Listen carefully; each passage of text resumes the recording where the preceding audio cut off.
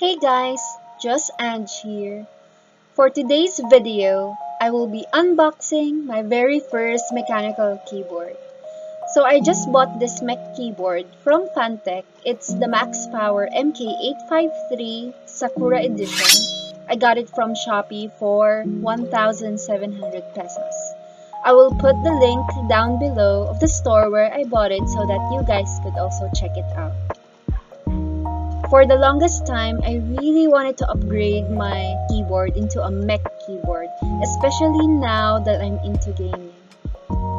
I have this cute pink metallic keyboard which I also got from Shopee a year ago for work, and it works perfectly fine. I've used it for typing, editing, gaming, and I haven't had any problems with it.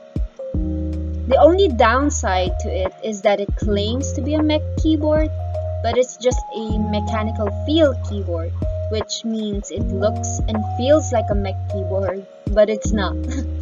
You can't change the keycaps and it only has this one light mode to it. But nevertheless, it's worth buying, especially if you're looking for an affordable keyboard that has good quality. Then I would definitely recommend this keyboard of mine. I will also put the link of my old keyboard down below if you guys are also interested.